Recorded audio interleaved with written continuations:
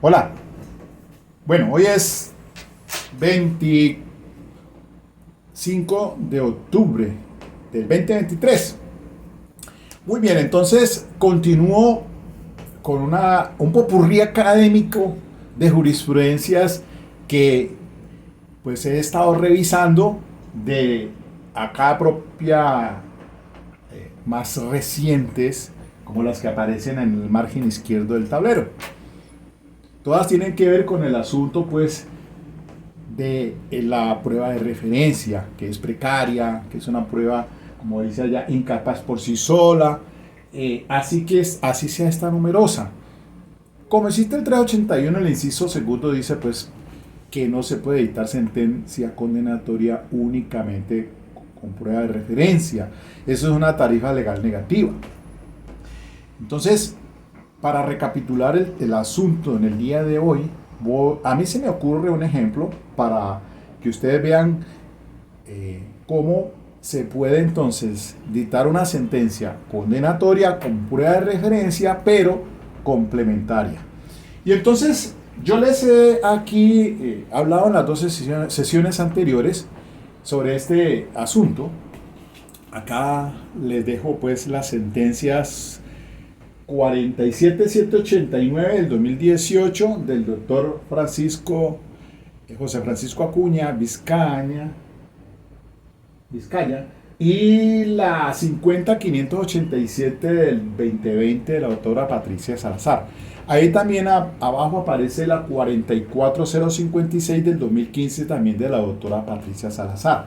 Porque en esencia, entonces, para ir así como resumiendo y concretando este tema, cuando se va a utilizar declaraciones rendidas antes del juicio oral para hacerlas valer como prueba de referencia en el juicio oral, entonces se acude al procedimiento que indica la Corte Suprema de Justicia se debe hacer en las etapas procesales, principalmente en la preparatoria, según el radicado 44056 de 2015 también de la doctora Patricia Salazar Cuellar. Porque de esa forma es que van a ingresar al juicio oral. Y miren ustedes que el motivo de casación, un error de derecho por falso juicio de convicción, como lo cité en las dos sentencias que acabo de mencionar, las dos primeras, pues en el primer caso a un señor lo condenan, lo absuelve el juez de conocimiento de primera instancia, lo absuelve por un delito de carácter sexual. El tribunal, al apelar de esa decisión de absolución, el fiscal, pues el tribunal lo condena. Allí entonces viene el recurso que por primera vez hay una sentencia, entonces es lo que ya pues sabemos nosotros que ese recurso de casación se interpone pues precisamente con los requisitos como tal y la Corte casó.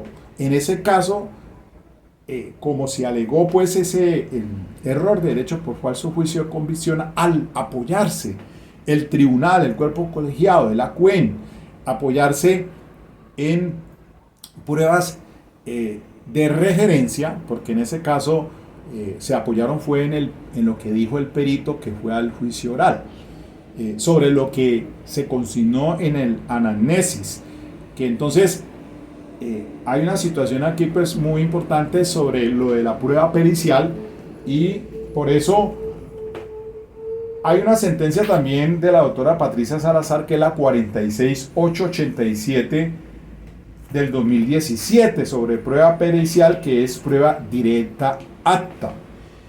Y la que se cita en la 47789 es la sentencia 50637 del 2018 sobre el perito, que él va a declarar en el juicio oral de lo que tuvo conocimiento directamente, de la observación, pero como también puede declarar sobre datos o testificar sobre lo que le dijo la víctima, ahí entonces se considera como una declaración, es una declaración alta, sí, directa, alta, pero que tiene la connotación de prueba de referencia. Entonces esa tiene que sujetarse a una regulación procesal ex ante en la preparatoria para poder que ingrese al juicio oral, si es que se va a apoyar entonces en esas declaraciones contenidas en el anamnesis y que tienen calificativo como prueba de referencia. Porque si bien es cierto la sentencia que les acabo de decir, la 46887 del 22 de febrero del 2017 del magistrado Luis Antonio Hernández Barbosa, y entre comillas dijo así: sobre prueba pericial, que es prueba directa apta. No hay duda entonces que se tiene como prueba directa no solo la opinión pericial, sino el relato de los hechos efectuados por la víctima a los expertos.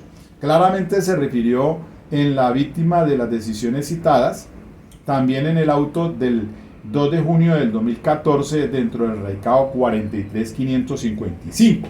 Entonces, en esa sentencia, en el primer caso 47789, la Corte sí, al analizar que efectivamente se había soportado entonces el cuerpo colegiado al revocar la absolución y condenar, lo hizo pues entonces quebrantando ese valor menguado que tiene, que señala el 381 inciso segundo, de que no se puede dictarse una sentencia con base en prueba de referencia, porque en este caso pues el fiscal no hizo lo propio que como les he dicho, ateniéndose a lo como dice el 44056 de 2015, que debe entonces, para que me comprendan ustedes, debe entonces el fiscal en esa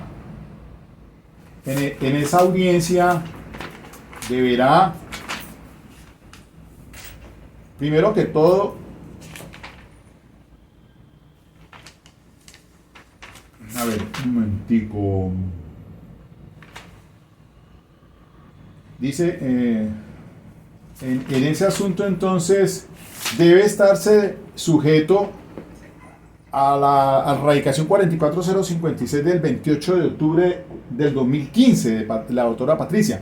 Primero, su descubrimiento probatorio en los escenarios procesales previstos por el legislador. Segundo, la solicitud de justificación de su práctica. Tercero, la acreditación de la causal de admisibilidad invocada. Ojo con esto.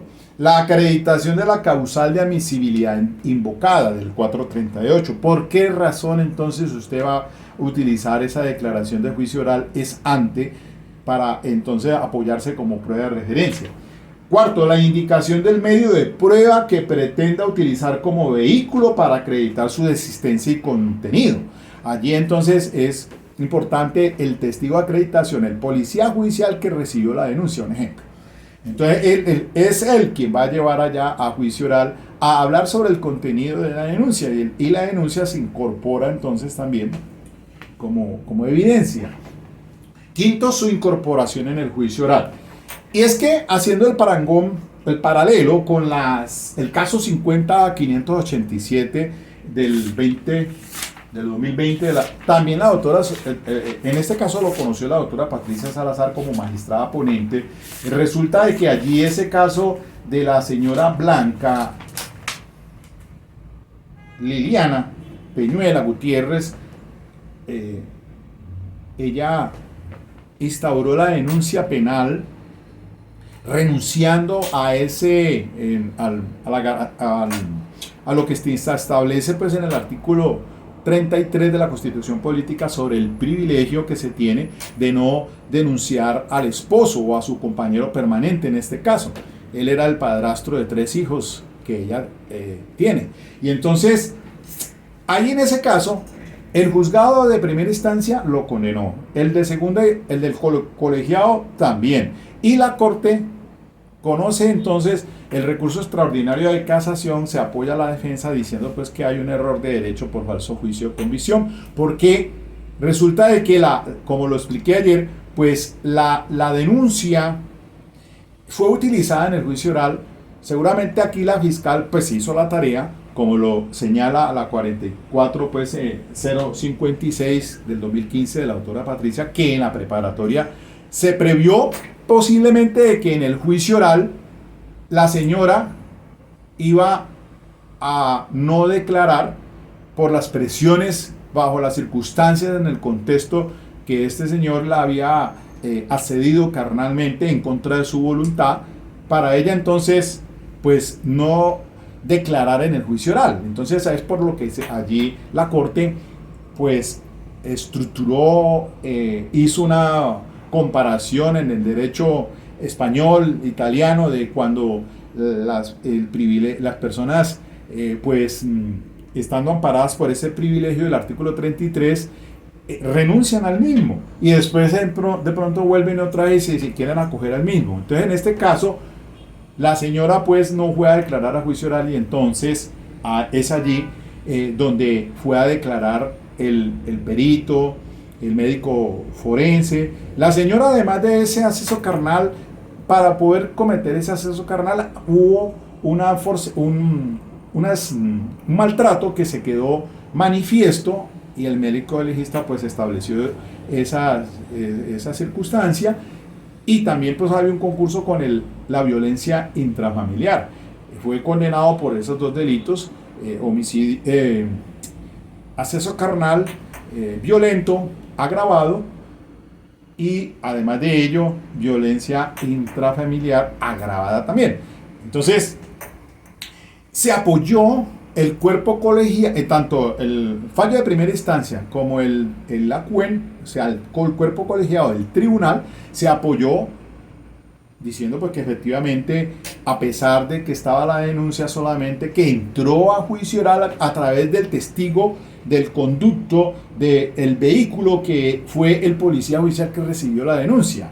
Entonces, pero habían pruebas complementarias que al analizarlo el cuerpo colegiado confirma la decisión de primera instancia y la corte entonces en este caso avisora y dice efectivamente están las dos instancias fundadas en que la prueba de la condena se hizo con prueba de referencia, pero además estaba complementada con otras declaraciones de personas que habían tenido un conocimiento en contexto que efectivamente se verificó pues la responsabilidad penal de este señor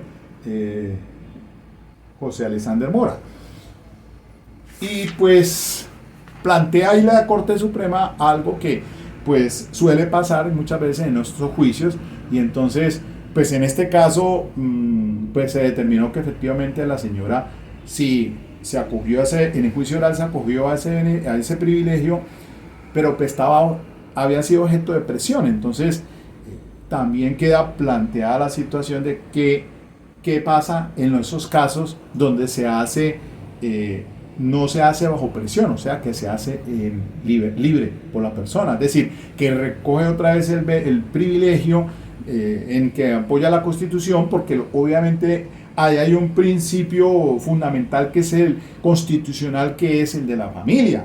La familia prima sobre, obviamente, solamente se puede, es decir, abstener, no ampararse bajo ese privilegio cuando se trata de delitos cometidos en menores de edad, delitos contra la libertad, contra la integridad y la libertad sexual. Ahí no se dice pues que el privilegio no calza o no viene en caso, solamente porque obviamente es una situación que está pro infans. Es conocido esto como más bien que está la protección a los menores. Es un derecho constitucional también, el artículo 44 constitucional dice pues en relación con los menores.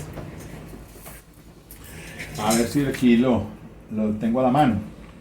Él dice, el texto constitucional: son derechos fundamentales de los niños, la vida, la integridad física, la salud y la seguridad social, etcétera, etcétera. Allí, la familia, la sociedad y el Estado tienen la obligación de asistir y proteger al niño para garantizar su desarrollo armónico e integral y el ejercicio pleno de sus derechos. Cualquier persona puede exigir de la autoridad competente su cumplimiento y la sanción de los infractores. Entonces, para que sepan, entonces no excusa el privilegio de declarar cuando se tratan de delitos que se cometen en menores, contra la libertad contra la integridad y la libertad sexual. Bueno, entonces, para entender que, pues en el primer caso, 47789, entonces decimos que efectivamente el Código de Procedimiento Penal pues establece en el artículo 438 en el literal B, establece que en qué casos pues, es procedente llevar entonces esas declaraciones rendidas antes del juicio oral como prueba de referencia. Porque, miremos un momentico, aquí 438, encuentro yo que dice lo de que es víctima de un delito de secuestro, desaparición forzada o evento similar. Allí entonces encajó en este caso el último, el 50587, la Corte, pues para decir que si la señora se acogía al privilegio y no declaraba, es como si estuviera allí presente pero que está ausente. Entonces, obviamente, se viene a tener en cuenta esa declaración rendida, o esa denuncia presentada antes del juicio oral como prueba de referencia, pero que además habían otros elementos de prueba complementarios, así sean directos o indirectos, que lo que hace es superar ese umbral, ese estándar de prueba precario que es la prueba de referencia para soportar una sentencia condenatoria. Eso entonces es básicamente lo que pasó en este último caso de la señora Blanca Liliana.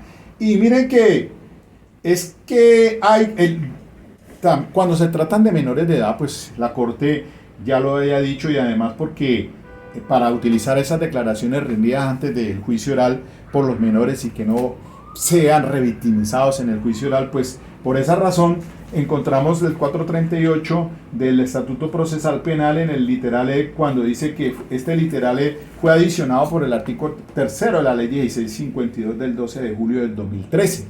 Es menor de 18 años y víctima de los delitos contra la libertad, integridad y formación sexuales. De tal forma que esas declaraciones de los menores de edad rendidas antes del juicio oral, pues obviamente también viene al caso, y que su valoración se hacen directamente. Entonces, antes de darles a ustedes el ejemplo que yo tengo sobre un homicidio, pues para que ustedes entiendan algo también, porque es que la Corte en esta decisión 50-587 pues hace ver que hay confusión por los funcionarios cuando se trata pues dice la Corte lo siguiente, a ver, dice que hay una confusión allí para establecer entonces la diferencia entre prueba de referencia y prueba indirecta. Segundo, la posibilidad de demostrar cualquier aspecto del tema de prueba a través de la prueba indiciaria o la prueba indirecta. Tercero, la forma de corroborar las versiones sobre los delitos que suelen ocurrir en la clandestinidad, como en el caso del abuso sexual.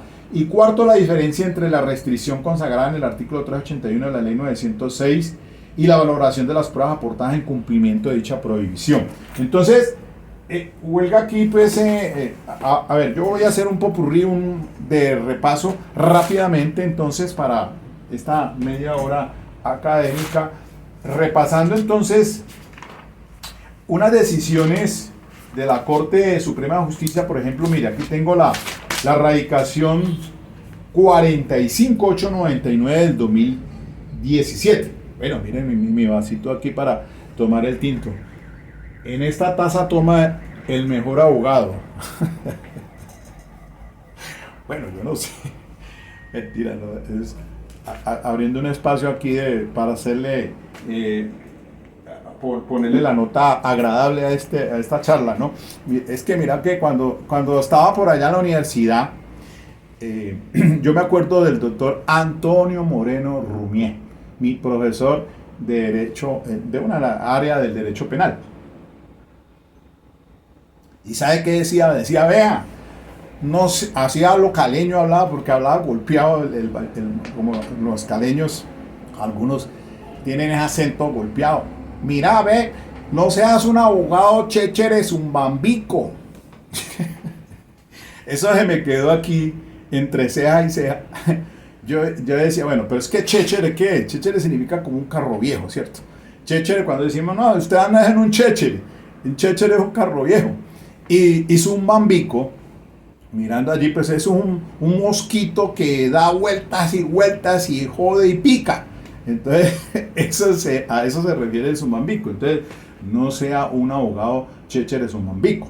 Usted cuando salga a ejercer su profesión, tenga elegancia juris, sea un abogado que por lo menos, como decía, hay un profesor por ahí dando una charla, decía, es que al abogado no hay que serlo, sino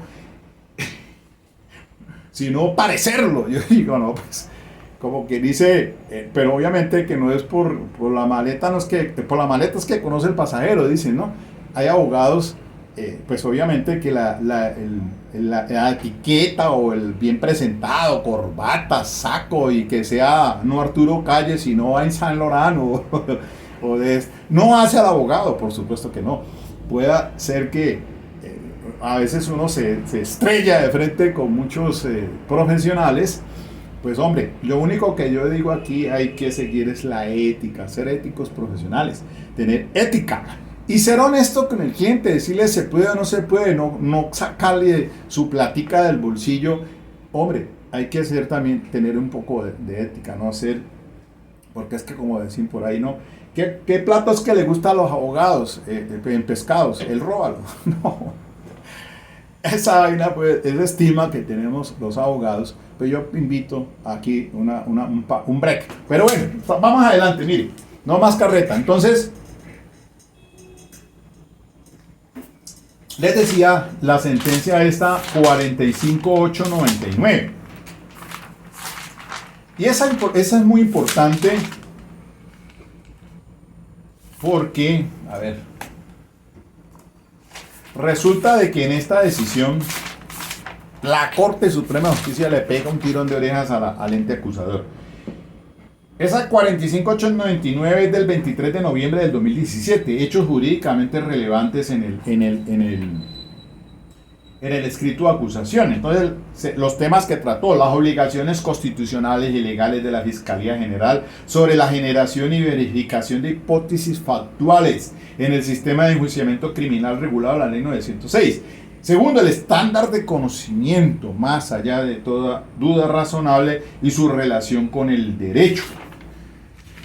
Tercero, la inclusión de hechos indicadores en el tema de prueba y la consecuente obligación de demostrarlo suficientemente. Y es que hay algo aquí pues también que ahora, hablando de los hechos indicadores o pruebas indiciarias, a veces pues puede hacer que a usted le saquen el concepto, en preparatoria, en pertinencia, le dicen el concepto, ¿cuál es el concepto de mejor evidencia? Y eso lo escuché por ahí en ese caso de Johnny Leal, el concepto de mejor evidencia. Entonces, porque es que el radicado 51410 del 8 de noviembre del 2017, también de la doctora Patricia, dice que el concepto, ¿qué es eso de concepto de mejor evidencia? Entre otros aspectos, el concepto de mejor evidencia apunta a eliminar, en cuanto sea posible, los riesgos de tergiversación o alteración de los medios de prueba y facilitar el ejercicio de la contradicción y la confrontación. Oigan esto: la presentación del testigo que presenció los hechos en lugar de el que los escuchó. Entonces, miren ustedes, allí pueden a usted le atacar. Es que yo voy a llevarme como pura referencia, pero tiene que argumentar por qué va a llevar esa declaración renegada antes del juicio oral como prueba de referencia, porque tiene que estar justificada en el 438. De lo contrario, no se la permite el juez. Cuando dice el 438, literal A, ha perdido la memoria por secuestro, desaparición o evento similar, padece grave enfermedad o ha fallecido, que allí es donde me voy a ubicar en el ejemplo que les voy a dar ahora sobre un homicidio. Entonces, sí, las reglas de mejor evidencia. Entonces, cuando se llega a la preparatoria, pues hay que tener cuidado por qué razón se va a llevar entonces o se va a sustentar en pertinencia, sobre todo unos hechos indicadores que se les permitan como tema de prueba. Entonces, decía aquí, estaba hablándoles de la 45899 en el numeral cuarto, las opiniones que emiten los testigos que no han sido citados como peritos. La incorporación de los informes suscritos por los policiales como prueba en el juicio oral. la valoración del silencio del indiciado o imputado o acusado. Y séptimo, el tratamiento de la flagrancia en la fase de juzgamiento. Esos son temas que trabajó esta sentencia. 45.899 de la doctora Patricia Salazar sobre hechos indicadores. Entonces, la que les acabé de citar, 51.410 del 2017 sobre las reglas de mejor evidencia. Entonces, esa es la 40 y... Ahora, miren, los delitos sexuales, lo que les dije al inicio, la 46.887 del 2017 del doctor Hernández Barbosa, les dije ya como prueba directa de la opinión pericial, no solo la opinión pericial, sino el relato de los hechos efectuados por la víctima a los expertos, pero con el calificativo de que lo que se diga en el anamnesis, entonces eso, si se quiere hacer valer en el juicio oral como prueba de referencia, debe tener unas condiciones allí planteadas en la preparatoria que pasan por el filtro para poder que entonces se las sustenten o se las tengan allá en el juicio oral. La 43.916 de la que tanto he hablado, 43.916 del 2016 de la doctora Patricia Salazar Cuellar, del 31 de agosto. El caso de Efraín Camargo Gutiérrez, asuelto en juzgado de primera instancia, siendo revocado parcialmente por el Tribunal Superior de Bogotá. Se casó quitándole sola el agravante y dejando en firme una condena por acceso carnal a menor de 14 años. Los temas: el proceso de incorporación y valoración de la evidencia física. Segundo, la utilización de declaraciones anteriores al juicio oral con el propósito de impugnar la credibilidad del testigo. Tercero, la incorporación como prueba de declaraciones anteriores al juicio oral, rendidas por menores de edad que comparecen como testigos a dicho escenario. Esta sentencia 43.916, yo les he aquí insistido en ella porque para el caso de Johnny Leal, pues ayer un cibernauta me escribió allí, sí, efectivamente, al hablar de este caso del 50.587 del 2020, sobre prueba de referencia, pues entonces me decía, bueno, sí, efectivamente, el caso de Johnny Rodolfo Leal, pues que ya ahora está el viernes, hay la continuación por parte de la defensa, el doctor Daniel, pues eso ha entrado allí y es prácticamente soportado, con base en puro peritazgo, porque tienen conocimientos directos de las observaciones al cuerpo y a los cadáveres. Eso lo visualizamos, y de cómo el fiscal manejó técnicamente todo el tema de la incorporación de los peritazgos. Entonces, además de esos peritos, pues forenses, hubo otros que, pues por supuesto, también complementan todo ese contexto para que seguramente pues seguir sosteniendo la teoría del caso del fiscal Mario Burgos en este asunto de que sí es responsable de esos dos homicidios, el de su hermano, el estilista, y de la señora Marlene, su mamá. Bueno, pues ese era el popurrí que quería decirles a ustedes. El radicado 43.866 también del año 2016 de la doctora Patricia Salazar, esa es del 16 de marzo. Ese también es un acceso carnal abusivo agravado. El tribunal confirmó la condena de primera instancia. Y los temas que se trabajaron en ese entonces, mire, el derecho del acusado a confrontar los testigos de cargo, el derecho a la confrontación como parámetro determinante para establecer cuándo una declaración constituye prueba de referencia. Tercero, la demostración de la existencia y contenido de la declaración anterior admitida como prueba de referencia. Cuarto, la imposibilidad de basar o fundamentar la sentencia únicamente en prueba de referencia, artículo 381. Quinto, la armonización de los derechos de los niños que comparecen a la actuación penal en calidad de víctimas de los delitos sexuales con las garantías mínimas de los procesados. Y es que cuando se dice que la prohibición de basar la condena únicamente en la prueba de referencia, en esta radicación 43866, no la tengo allá, pero aquí yo ayer les mostré a ustedes el pantallazo, y vuelvo y se lo coloco allí, ahí está, sí, yo creo que ayer miré y efectivamente se puede tomar nota allí muy 43866, y por acá otro recuadro en la parte inferior que también pues se los dejo allí el pantallazo para que si quieren pues si pueden leer allí esa mi caligrafía pésima, pero bueno. Listo. Entonces la 438, esa sentencia, la que les acabé de decir, 43866.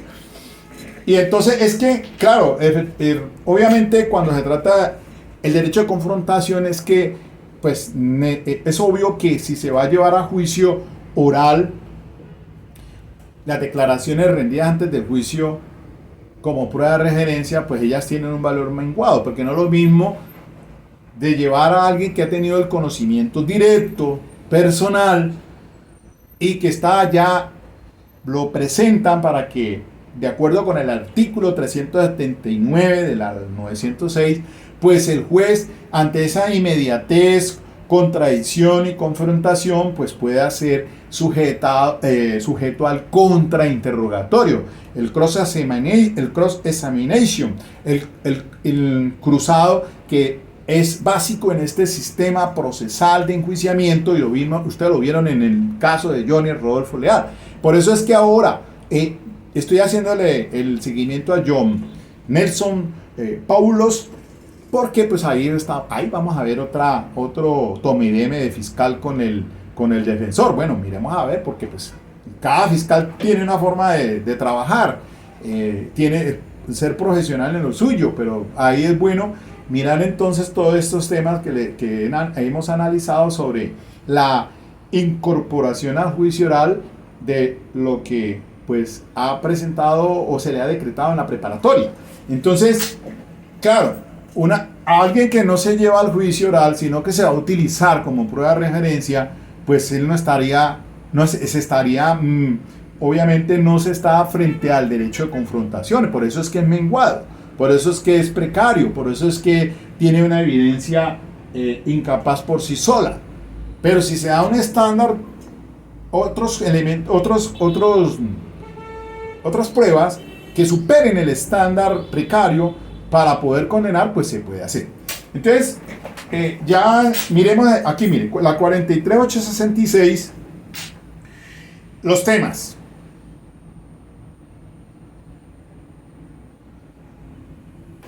Yo les dije, sí, yo les estaba 43, la 43916 era la que les acabé de decir. Esta 43866,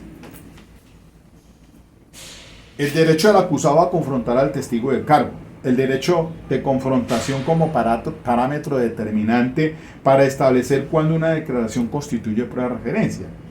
Tercero, la demostración de la existencia y contenido de la declaración anterior admitida como prueba de referencia.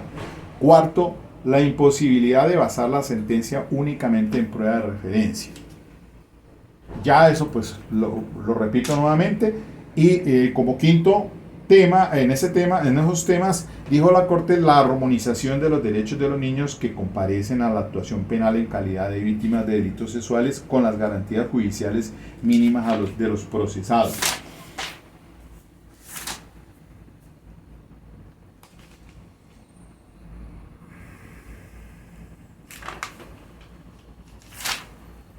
Por aquí tengo otra sentencia.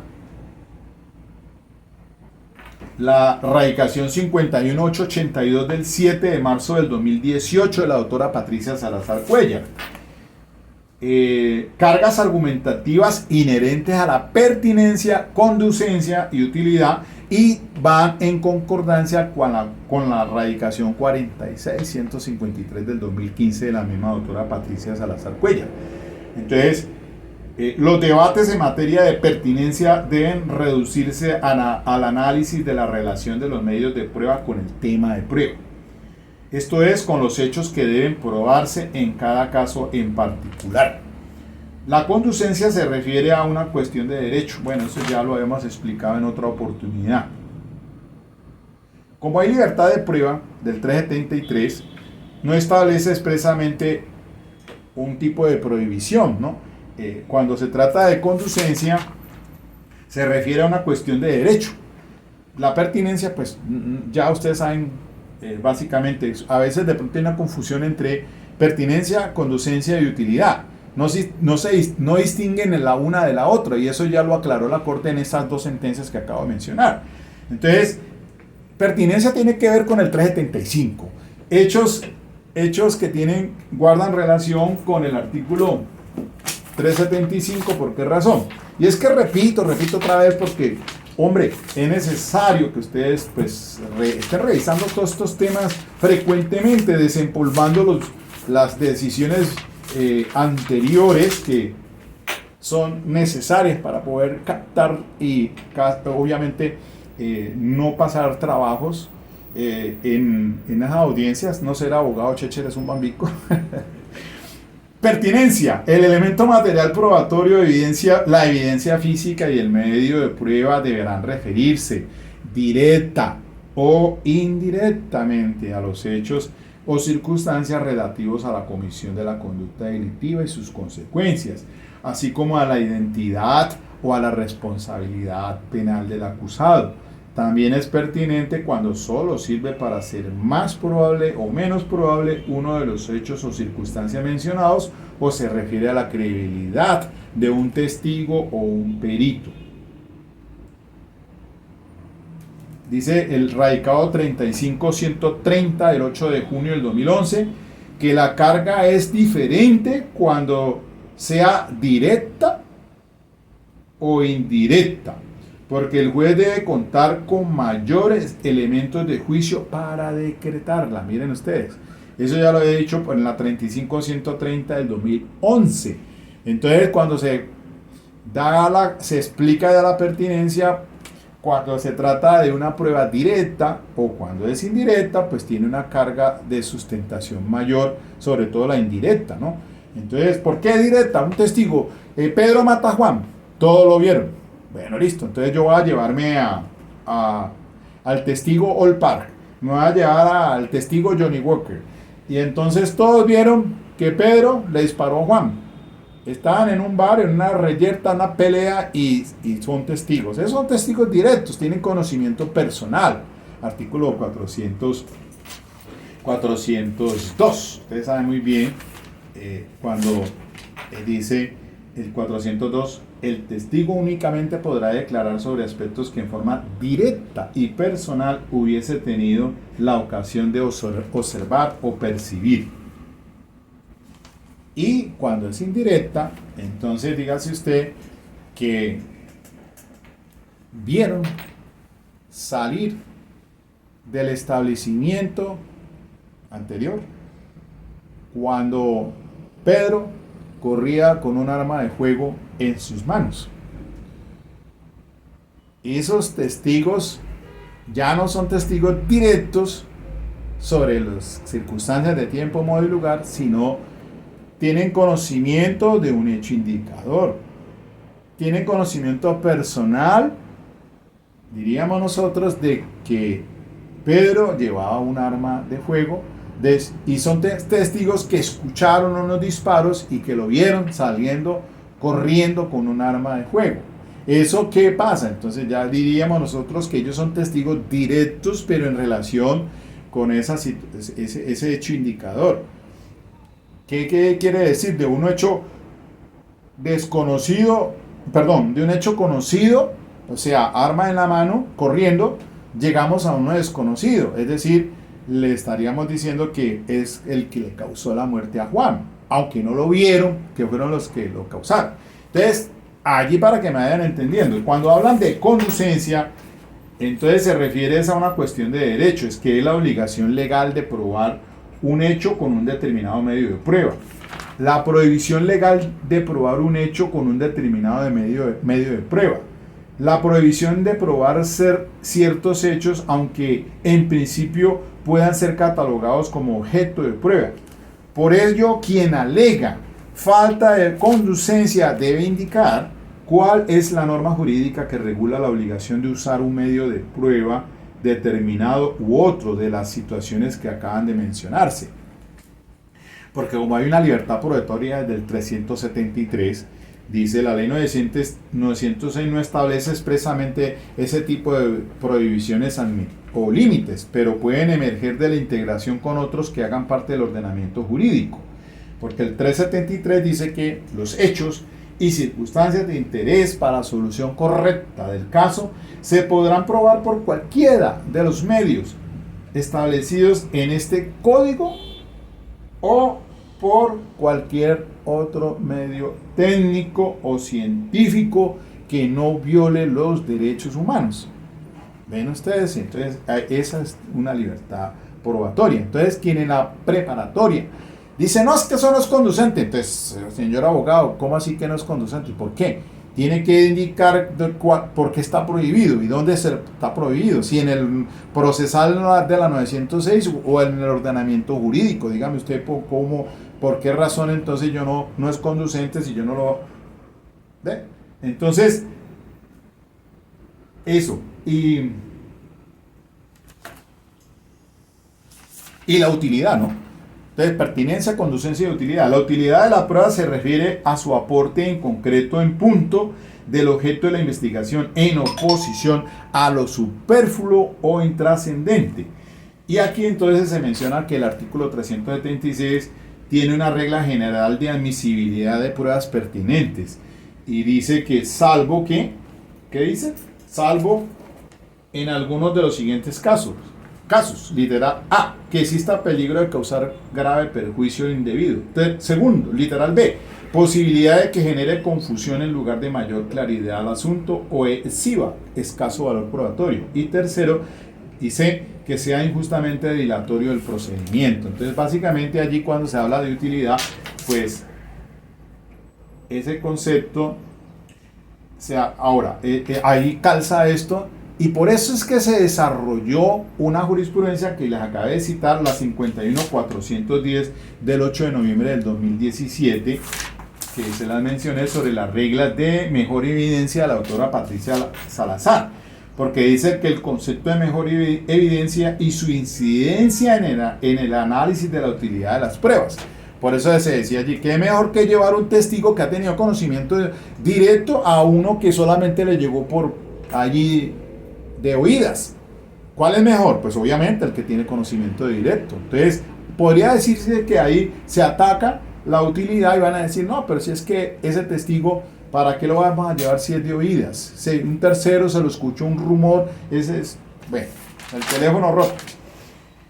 Bueno, hasta allí entonces, mis queridos amigos, y finalmente entonces en estos 2 minuticos para dejar esta hora académica de 45 minutos, el caso. Bien, un homicidio. Entonces,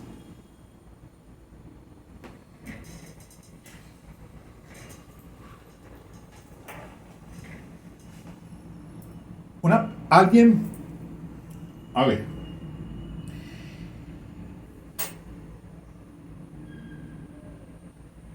no se puede, a ver, si por amenazas, Pedro, habíamos dicho, Pedro mata a Juan, bueno, no, Pedro coloca una denuncia por presuntas amenazas, porque dice que Juan lo tiene amenazado.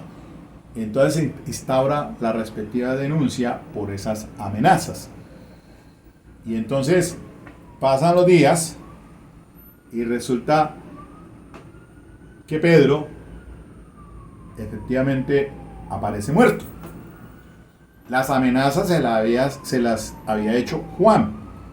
Entonces hay testigos en este caso, hay testigos que tienen conocimiento no directamente de la muerte de Pedro por parte de Juan.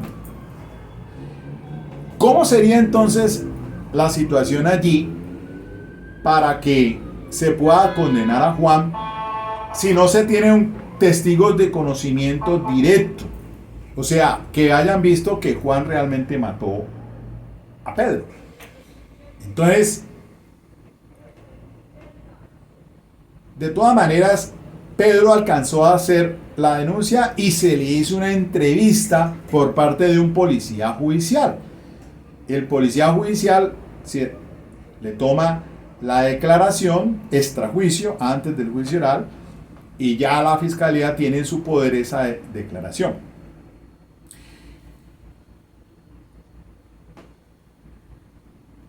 Eso, en lo que declaró el policía judicial, pues se va a llevar como prueba de referencia, porque resulta de que pues Pedro está muerto. Entonces, según el 438, pues podría decir el fiscal en la preparatoria, es que voy a hacer valer la denuncia que interpuso Pedro por amenazas, y además de eso la entrevista que le rindió antes del juicio oral, pues, por esas amenazas, graves amenazas de muerte. Y entonces el policía judicial es el que se va, que es el conducto, que es el vehículo que va al juicio oral a declarar lo que Pedro informó en la denuncia y además de eso en la entrevista rendida antes del juicio oral. Diríamos nosotros que allí pues ya la fiscalía tiene armado por lo menos esa prueba de referencia, pero como se necesita algo más que esa prueba de referencia, porque los hechos de sangre, pues se tiene el occiso, ir al perito médico forense para establecer las causas de la muerte, pero no se tiene un testigo de que cómo Juan mató a Pedro, que lo haya visto, que directamente haya tenido conocimiento. Se va poniendo como complicada la cosa, porque con base en eso entonces en el juicio oral no podrían condenar a Juan solamente con la prueba de referencia de la declaración rendida por la víctima antes del juicio oral. Tendría que haber otros elementos materiales de prueba más adicionales para poder sentenciar a Juan, que pase el umbral de tarifa legal negativa, de tarifa de evidencia precaria. Y entonces los familiares, la esposa de Pedro, sabían en el vecindario, tenían conocimiento, el vecino Antonio también había presenciado cuando en voz alta o públicamente Juan le había dicho: te voy a matar. Ya a eso le estamos agregando entonces otras pruebas sobre las amenazas de muerte. No solamente entonces está en la declaración del policía judicial rendida para poner en conocimiento de lo que se presentó como denuncia, sino que también ya existe Antonio y está la esposa. De pronto a la esposa pues le dirían, pues ella tiene también conocimiento, pero qué mejor que un testigo, una mejor evidencia que el testigo Antonio, que es ajeno al núcleo familiar, para decir que efectivamente sí había escuchado esas amenazas. Pero además de eso aparece otro testigo también que dice: sí, yo vi cuando Juan compró un arma ilegalmente. En el barrio hay una persona un delincuente que también está por ahí, lo ve uno, y él fue el que le vendió esa arma de fuego.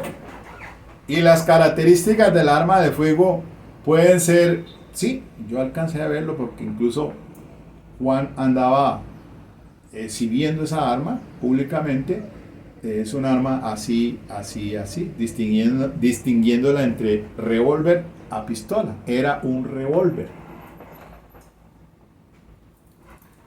Ya entonces se va formando esas pruebas para poder entonces hacer esa inferencia, esa certeza racional de que, pues, efectivamente, quien causó la muerte de Pedro fue Juan.